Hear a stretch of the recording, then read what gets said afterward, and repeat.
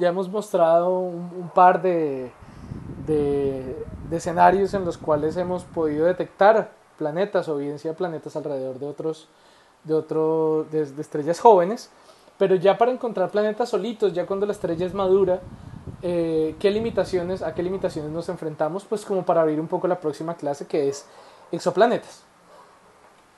Entonces empecemos con las observaciones que podemos hacer de discos protoplanetarios. Como les mencioné, la estrella cuando está joven tiene un material que la rodea.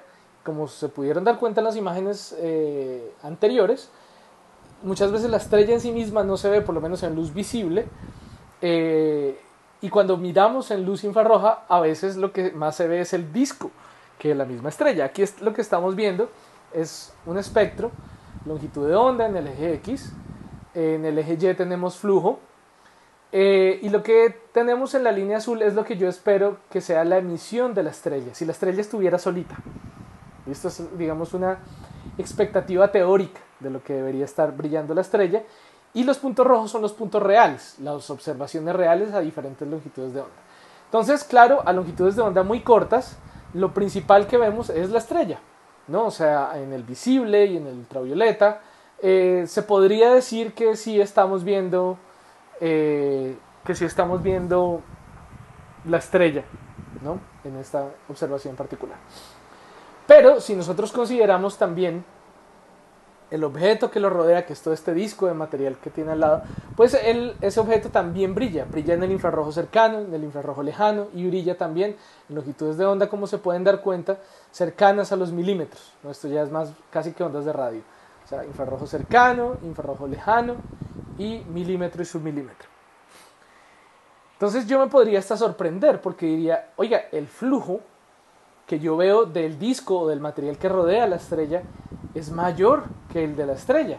Entonces pareciera que hubiera un problema ahí con la conservación de la energía, aparentemente, porque ¿cómo así que la estrella brilla e ilumina el disco, y el disco es más brillante que la estrella que lo estaba iluminando? Porque el disco no brilla por sí mismo, ¿sí? El material del disco, a pesar de que pues está aglomeradito y eso, pues de ninguna manera tiene una temperatura lo suficientemente alta como para brillar por sí mismo, tanto como estando cerca de la estrella.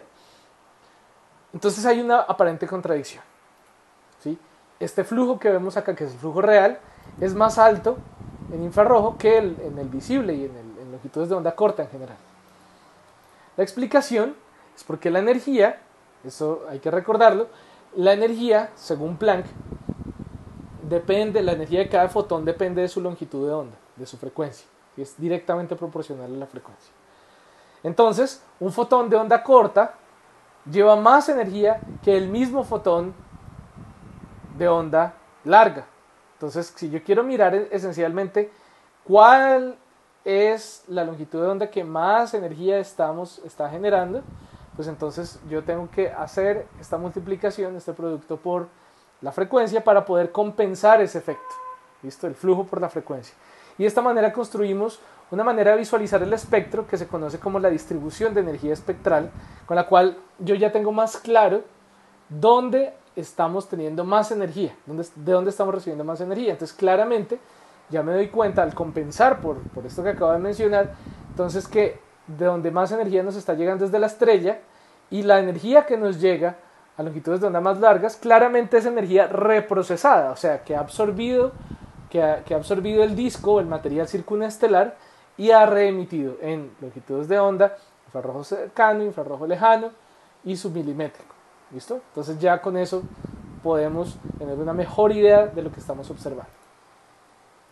Cuando miramos uno de estos diagramas, una de estas distribuciones de energía espectral, entonces lo que nos damos cuenta es que hay diversos componentes. Primero la estrella, que era lo que veíamos en azul, pero adicionalmente en infrarrojo, entonces todo el material que está alrededor. Entonces nosotros vamos a inferir la siguiente estructura. Material que está muy cerca, que aparece aquí, muy cerca a la estrella sería ese punto de ahí, el punto negrito acá. Y aquí a la derecha sería el sitio del disco que está más cerca de la estrella. Entonces el sitio del disco que está más cerca de la estrella obviamente es el más caliente. Como es el más caliente, de toda la emisión del disco es el que está ubicado a longitudes de onda más cortas. Recuerden que longitudes de onda más cortas corresponden a emisión de temperatura más alta. La estrella está más corta porque emite luz más porque tiene más temperatura. Entonces nos damos cuenta que a medida que nos alejamos, pues obviamente el disco se va enfriando y entonces vamos encontrando emisión a longitud de onda más larga y más larga. Y ya al final ya tenemos muchísima menos emisión y esa emisión térmica que viene, que es raro llamarlo térmica porque es una región de hecho muy fría, por ahí de 20 a 30 Kelvin y mucho, que es ya el interior del disco y se va a observar entonces en longitudes de onda milimétricas y submilimétricas, y eso va a corresponder entonces al dominio de los radiotelescopios, como por ejemplo ALMA. Entonces lo que tenemos es no solo una componente, sino muchas componentes, una componente muy caliente, una menos caliente, una definitivamente fría. Entonces la evolución del disco la vamos a ver porque vamos a encontrar diversas fuentes con emisión, además de en el visible, en el infrarrojo. Y vamos entonces a organizar los diferentes objetos que tienen unos más emisión del infrarrojo y unos menos emisión del infrarrojo, organizándolos de acuerdo al tiempo, como si fuera una evolución temporal. O sea que cuando tienen mucha emisión en el infrarrojo, eso corresponde a que el material que rodea la estrella está reprocesando la emisión de la estrella y la está reemitiendo en forma de luz infrarroja. Y esa va a ser la clase 1, cuando la estrella está casi rodeada completamente de su envoltorio. La clase 2 es cuando está el disco, ¿sí? El disco de gas y polvo y la estrella, ¿cierto?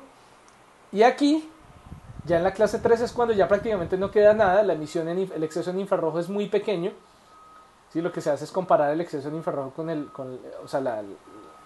¿qué tanto más está emitiendo en infrarrojo que lo que solo emitiría la estrella? Y entonces aquí ya no quedaría casi material y esta fase la llamamos como de disco de escombros. En inglés debris significa escombros.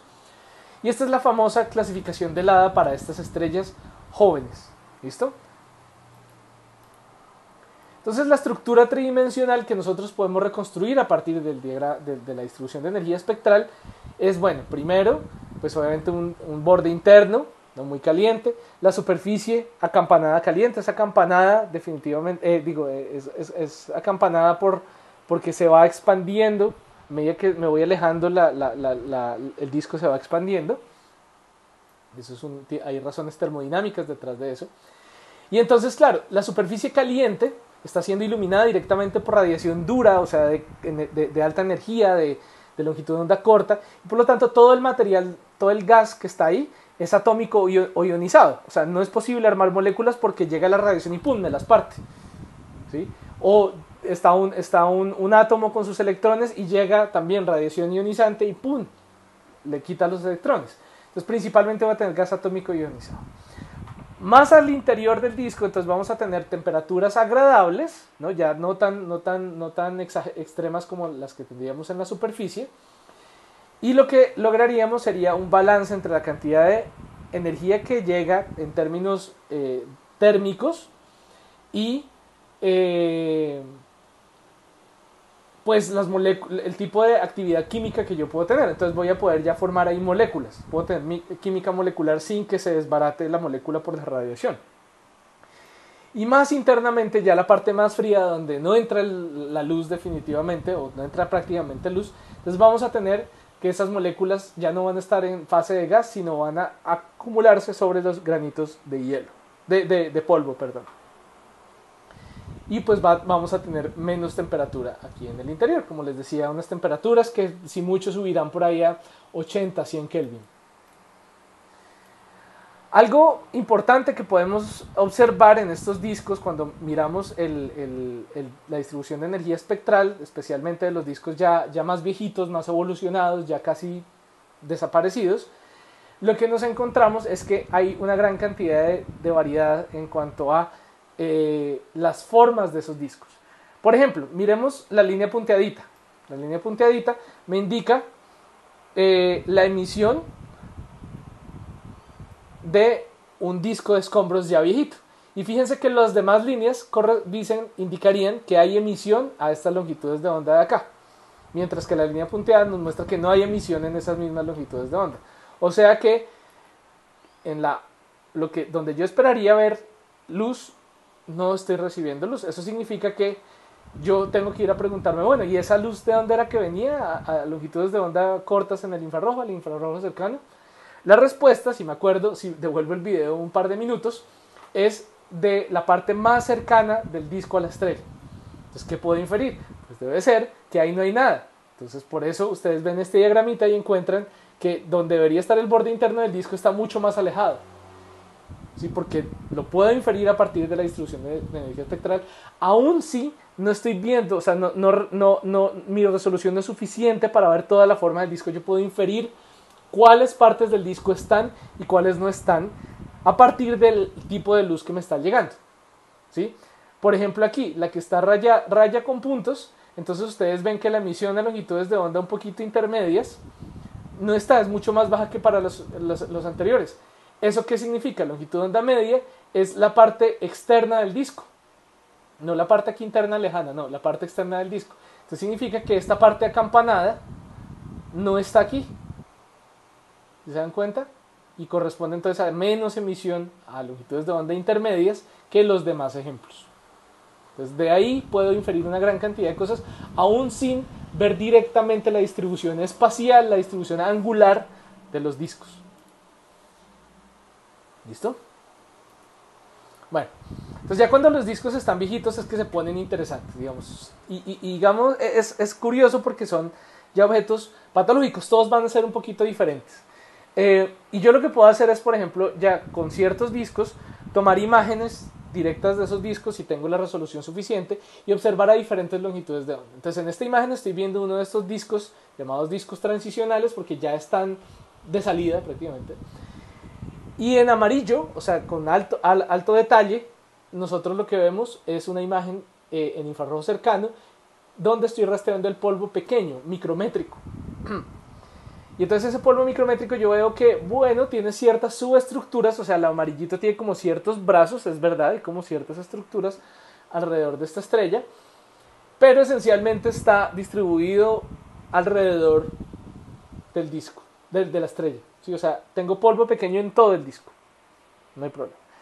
Pero si tomo una imagen similar, con menos resolución tal vez, pero de longitud de onda más larga, o sea que me rastrea ahora el polvo más grande, o sea milimétrico, ya no micrométrico, sino un poquito más grande, ya que ha coagulado un poquito. Entonces me voy a dar cuenta con estos contornos, que son con un radiotelescopio, el SMI, un arreglo de radiotelescopios en Hawái. Entonces voy a ver que ya no tengo esa misma isotropía alrededor de la estrella, sino que la mayoría del polvo milimétrico está por acá, ¿sí ven? Como en esta media lunita. Los contornos me indican dónde es que hay más polvo milimétrico que encuentro acá. O sea que tengo mucho más polvo aquí, a este lado de la estrella, que al otro lado de la estrella. Tengo una simetría bastante importante. Y no solo eso, sino que lo que veo es que el polvo más grande está desacoplado del polvo pequeño. ¿Eso qué puede indicar? Lo que puede estar indicando esta imagen y este análisis es que ahí se está formando un planeta. Por lo menos estamos poniendo las condiciones adecuadas para formar un planeta. ¿Por qué? Porque en el medio interestelar y en el disco cuando es joven tenemos solo polvo pequeño, fragmentos muy chiquiticos. Pero si quiero formar planetas tengo que apelmazarlos y para poder formar planetas más grandes. Entonces si estoy viendo que el polvo más grande se está aglomerando, eso puede indicar que ahí estamos formando un planeta. O se están dando las condiciones para formar un planeta. Así cancelo la grabación. Entonces, este video lo que nos va a mostrar es primero una animación artística de precisamente este tipo de estrellas jóvenes con un disco transicional, donde hay unos brazos espirales, como lo que veíamos en el polvo pequeño, que nos indican ciertas sobredensidades. O sea, si el disco es uniforme, pues yo diría, no, pues no pasa nada, pero dado que veo cierta falta de uniformidad como en ciertos brazos, entonces estoy diciendo ahí esas regiones son más densas y ahí pueden estar pasando cosas interesantes. Hasta hoy esta es la animación la animación artística, perdón.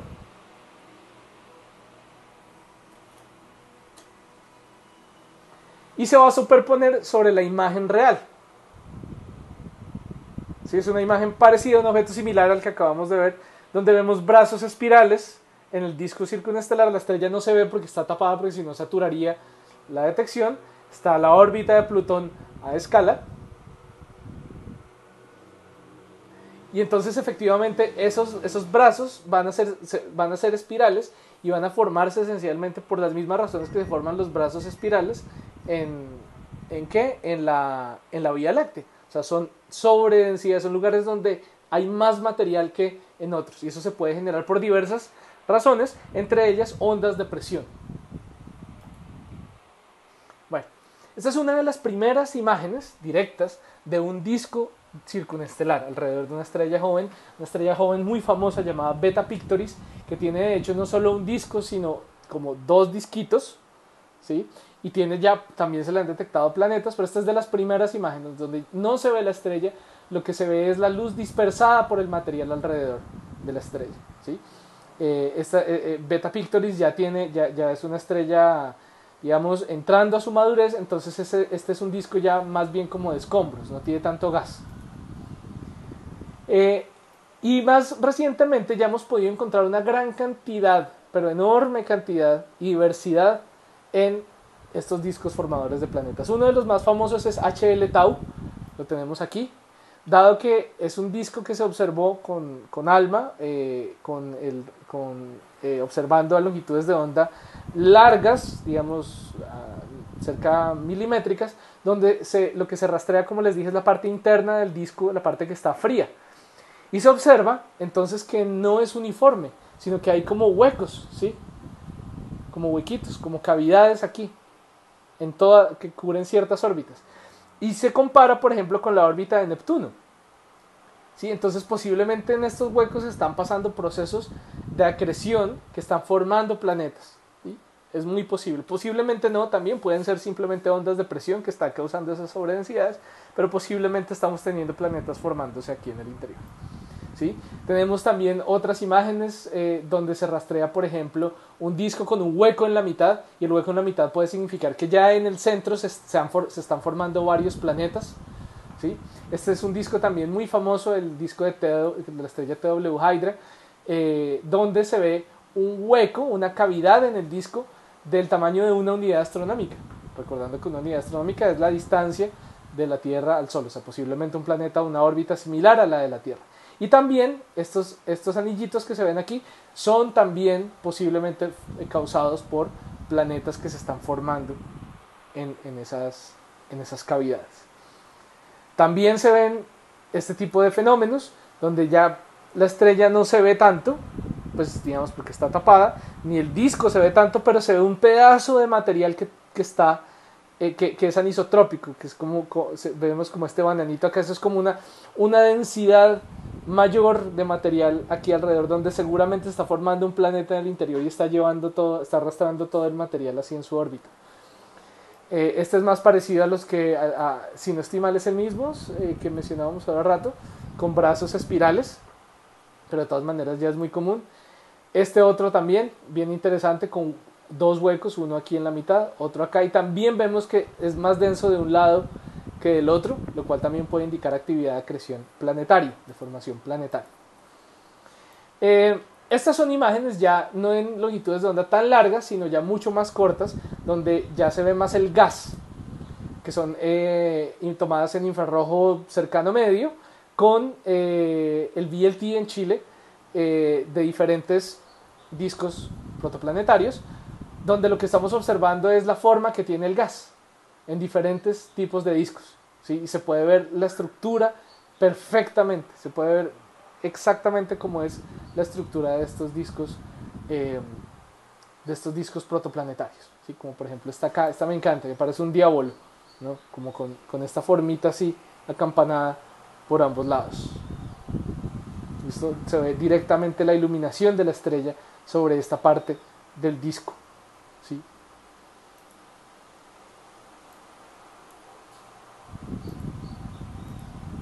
Bueno, me preguntaban ahora rato, y me pareció importante incluirlo también en esta clase, bueno, ¿qué pasa con las estrellas que se forman juntas, que se forman jóvenes? Y de hecho esto es que se forman juntas y no ha pasado mucho tiempo, que todavía están jóvenes.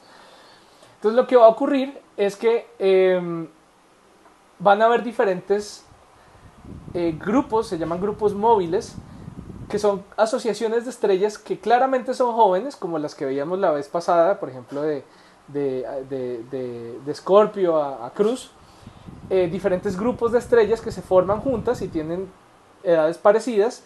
Y entonces lo que ocurre es que cuando están muy jóvenes, pues van a estar muy juntas, pero a medida que se alejan a medida que pasa el tiempo, cada una va a coger por su lado, porque no van a estar amarradas desde el punto de vista gravitacional, o sea, no están orbitando mutuamente, la mayoría de ellas no están orbitando mutuamente, pero sí hay como cierto movimiento propio de todas las estrellas al mismo tiempo. Entonces uno de esos grupos, por ejemplo, es el de Beta Pictoris, que es muy famoso. Y entonces lo que se observa es que si miramos las estrellas ahora y echamos de para atrás el tiempo mirando sus velocidades y sus posiciones, podemos deducir que antes, hace unos 12 millones de años, estaban mucho más juntas. Por lo tanto, seguramente ahí fue que se estuvieron formando. ¿Ok? Entonces, digamos, la astrometría con la astrometría dinámica, o sea, mirando cómo es que se están moviendo estas estrellas y dónde están, yo puedo inferir de dónde vinieron. ¿Sí? Ya cuando pasa mucho tiempo ya gana esencialmente el movimiento de cada una y ya se vuelve cada vez más difícil decir, sí, por ejemplo, esa estrella quedó por allá y esa estrella quedó por allá, sí, esas se formaron juntas. Es mucho más difícil deducir eso. Pero cuando están jóvenes es posible deducir que todas, digamos, se están moviendo en cierta dirección y cada vez alejándose más. Es posible echar para atrás el tiempo y decir, ok, ¿cuándo fue que se formaron? Bueno, se me olvidó decir una cosa importante por acá y es la siguiente. Es un tema ya de clasificación, como de cultura general, y es que las estrellas de baja masa, las estrellas jóvenes de baja masa se clasifican como estrellas tipo T Tauri, y las estrellas ya más masivas se llaman Herbig Ae y Herbig Be, simplemente como por cultura general. Y ya podemos seguir al siguiente tema, que es, bueno, muy parecido, muy similar, que tiene que ver, bueno, ya he descubierto lugares donde posiblemente se están formando planetas y donde evidentemente sí se están formando planetas. Pero bueno, ¿qué tal si yo quiero observar un exoplaneta alrededor de una estrella ya madura, ya sin disco ni nada? Es decir, que no muestra que está formando nada, sino ya está. Entonces, ¿cómo hago para detectar un exoplaneta? Y vamos a poner un ejemplo muy simple que nos puede ayudar, que es el siguiente. Bueno, pensemos en un Júpiter imaginario, planeta como Júpiter en otra estrella. Una de las principales dificultades en ver un Júpiter en otra estrella es que, a pesar de que Júpiter es tan grande, sería unas 20 magnitudes menos brillante que el Sol, si lo viéramos a la misma distancia, ¿no? O sea, Júpiter lo vemos, tiene un tamaño bastante grande, ¿no? Digamos, es bastante conspicuo, pero si lo quiero ver directamente, pues va a ser muy difícil porque es muchísimo menos brillante que la estrella, o por ejemplo, comparativo aquí con la Luna, es mucho menos brillante. Entonces, bueno, ¿bajo qué condiciones podríamos observarlo directamente? Suponiendo que tengo un telescopio súper sensible con una cámara súper sensible que efectivamente sí va a poder encontrar un objeto 20 magnitudes menos que el Sol, aunque eso tampoco es tan sencillo. Eso tampoco es tan sencillo. Pero supongamos que lo pudiéramos hacer. Supongamos que lo pudiéramos lograr. ¿Bajo qué condiciones podríamos observarlo en términos de la resolución angular de mi telescopio? ¿Por qué? Pues porque si está lo suficientemente lejos, este sistema imaginario, otro sistema solar con Júpiter imaginario, entonces la pregunta es, bueno, si están tan lejos, entonces yo voy a ver casi que los dos puntos pegados. O sea, el Sol y Júpiter los voy a ver pegados. Por el problema de la resolución del telescopio. Entonces supongamos un telescopio... Y eso que normalmente asumimos que podemos tener un telescopio perfecto, en ausencia de atmósfera. Pero en realidad la atmósfera es una limitante grande porque permite una resolución máxima que está relacionado con una cantidad que se llama el SIN, que es precisamente la atmósfera que si me deja distinguir dos puntos en el cielo o no, o me los borrosea pues simplemente por la perturbación de la atmósfera. Entonces, la resolución máxima que me permite, aún, mejor dicho, exagerando, extremando, es de medio segundo de arco, pero típicamente un buen seeing sería de 1 segundo de arco. O sea, 2 estrellas, 2 puntos en el cielo que están separados por 1 segundo de arco, los puedo distinguir, pero menos, muy difícil. Claro, ya lo hemos dicho, es posible utilizar óptica adaptativa y se usa óptica adaptativa para mejorar, para, digamos, contrarrestar estos efectos de la atmósfera. Pero supongamos que no tenemos óptica adaptativa porque, no sé, son los años 80, son los años 90, eso no existe. Entonces, ¿qué necesitaríamos? Es el siglo 1800, es el siglo XIX y quiero detectar un planeta, pero la atmósfera no me deja ver con más resolución, sino medio segundo de arco. Sí, recordando cuánto es 1 segundo de arco, ¿no? Es como verle las pepas a una pelota de fútbol, a una bola de fútbol, un balón de fútbol a 45 kilómetros, ¿no? Más o menos. Sí, recordando esta relación entre segundos de arco y grados. Entonces, ¿a qué distancia tendría que estar? Lo podemos ver de dos maneras. Una, ¿desde qué distancia yo podría ver que el Sol tiene un Júpiter? Sí, esencialmente eso. ¿Cuál es la mínima distancia? O más bien, Sí, digamos la mínima distancia desde la cual yo podría ver que el Sol tiene un Júpiter. Angularmente hablando, no en términos del brillo, solo en términos del ángulo. Entonces, la distancia, decimos que es unas 5 unidades astronómicas. Y nosotros sabemos la relación para el paralaje, pues que nos ayuda un poquito a trabajar esto, y es que un parsec por 1 segundo de arco es una unidad astronómica. ¿Sí? Entonces yo ya sé que la resolución que tengo es de alrededor de 1 segundo de arco. ¿Sí? La resolución que me da la atmósfera. 1 segundo de arco. Entonces eso significa que para ver un objeto que está a 5 unidades astronómicas, me tocaría estar a ¿cuánto?